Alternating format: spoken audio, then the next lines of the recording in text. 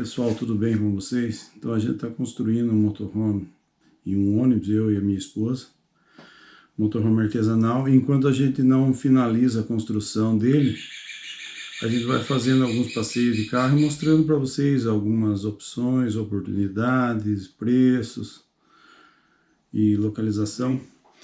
Então a gente vai mostrar mais uma cidade para vocês, dessa do circuito de Minas que a gente fez agora. E então a gente vai falar hoje sobre Tiradentes. A gente vai mostrar os pontos turísticos, e não tem como conhecer essa cidade sem visitar as igrejas, é impossível. São lugares interessantes que falam da história do Brasil, da história de Aleijadinho, da história de Tiradentes, então está muito relacionado à história do Brasil. A história do Brasil começa nessa região de Minas, né? A época do Império, os escravos, o ouro. Então toda essa história do Brasil dessa época está relacionada com essa região. Então a gente vai mostrar para vocês tudo que tem lá em Tiradentes, inclusive um museu de moto, que tem lá, muito interessante, muitos modelos de moto. Um lugar bem bacana de se conhecer lá também.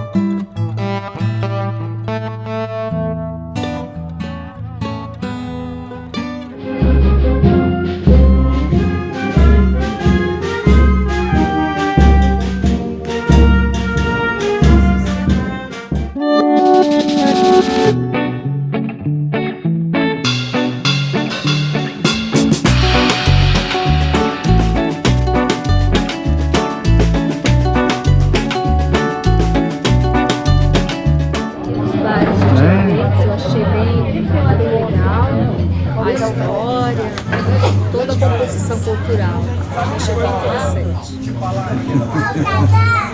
Guia turística.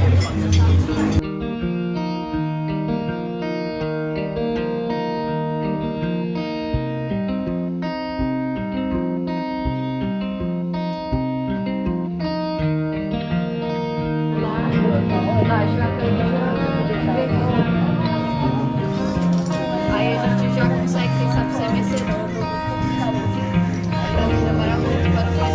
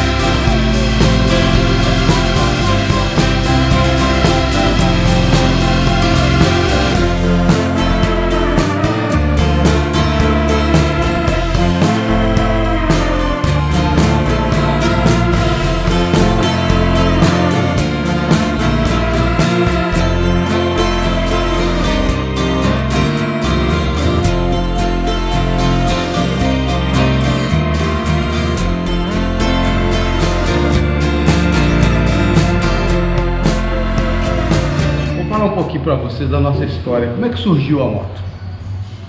A gente gosta muito, sabe, que foi a partir da bicicleta, né?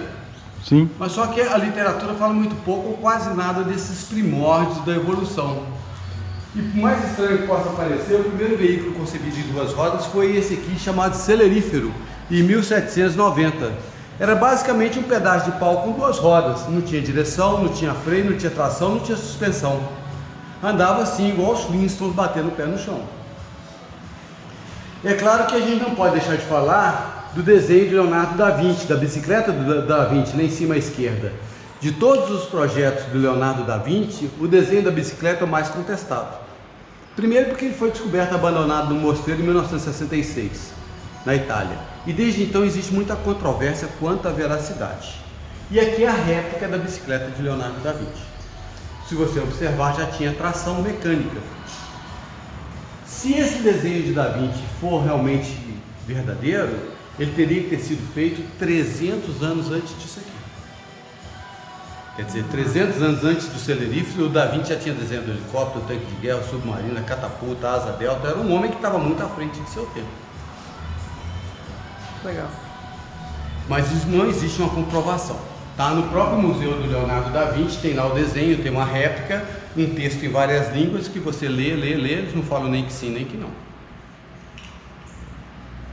E não menos interessante é a história desse outro veículo chamado Draisiana. Tem esse nome porque foi concebido pelo barão Karl Drais, da Alemanha, em 1817. A história desse veículo é muito interessante porque ele foi concebido por causa da necessidade humana de transporte urgente. E tudo começou por causa da explosão do vulcão Tambora na Indonésia em 1815. Isso é conhecido como Ano Sem Verão. O vulcão Tambora ele explodiu e lançou partículas de enxofre e poeira na estratosfera da Terra, que a estratosfera da Terra começa com 15 mil quilômetros. E lentamente essa mistura chegou no hemisfério norte. E o que aconteceu? São pinturas da época, que retrata aqui no caso o que aconteceu na Holanda. O céu ficou todo encoberto, teve um resfriamento. No verão, estava inverno, o verão já estava com 40 graus negativos.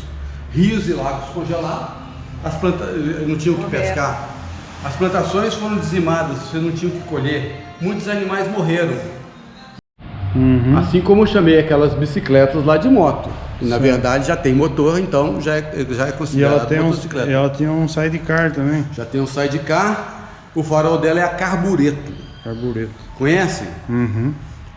Não é fácil, É uma né? pedra, né? Que é assim. É.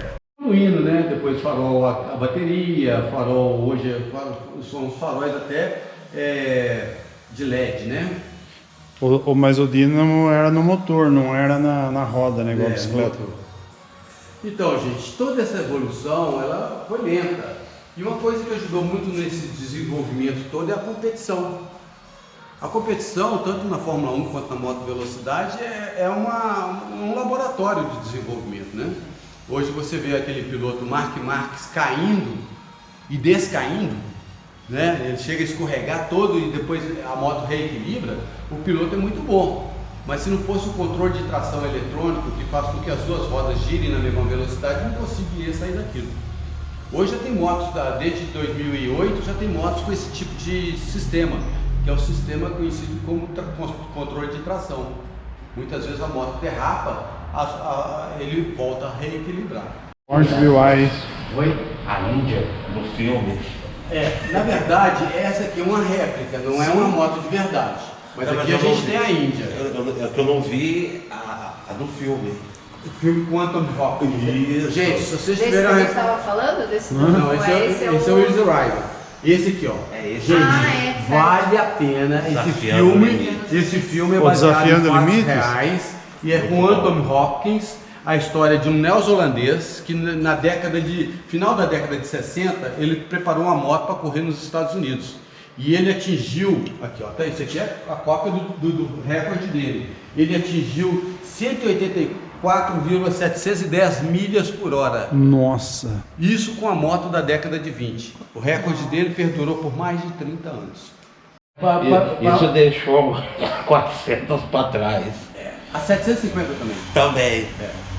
Por que tem essa alusão à viúva negra? A viúva negra é uma aranha que depois da cópula com o macho, ela simplesmente mata o macho.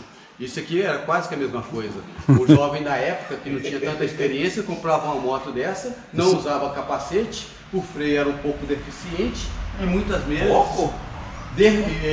vezes vitimava aquele homem que estava com aquela paixão toda por essa motocicleta. A gente ainda não colocou placas na estrada, nem nada. O Instagram aqui tá como museu... @museu. Essa Harley Davidson aqui é brasileira, né? Não é brasileira. Na verdade, isso aí foi quando um grupo europeu comprou a Harley Davidson, né? E fizeram essa 125 com motor derivado da Cagiva. E posteriormente a Harley Davidson comprou novamente a marca. Os americanos compraram a marca de novo. Países. 54 marcas, 19 países e quantos exemplares? 115 exemplares. 115 exemplares. Eu andei muito naquela mobilete lá, na época dela. É bom, né? Voltar no tempo. Aí tinha uns coleguinhas que podia comprar. Uma outra moto muito interessante, que dificilmente vocês irão ver outra, é aquela lá ao fundo. Aquela Salisbury. Considerado o scooter mais exótico e raro do mundo. Foi fabricado na década de 40 e o Salisbury era um visionário americano que queria, na época, fazer uma coisa que ninguém conseguiu fazer até hoje, tirar os americanos dos automóveis. Ele pensou, vou fazer uma moto parecida com um carro. Fez uma moto com capô, paralamas envolventes, para-choque e freio acelerador no pé. Ele fez uma moto automática na década de 40. Nossa. Vespa. Essas Yamahinhas aqui foram as primeiras Yamaha vieram pro Brasil, né? Yamaha 50, isso. Depois a TT. Depois veio a 75, né? A 75, eu não lembro dela. 75.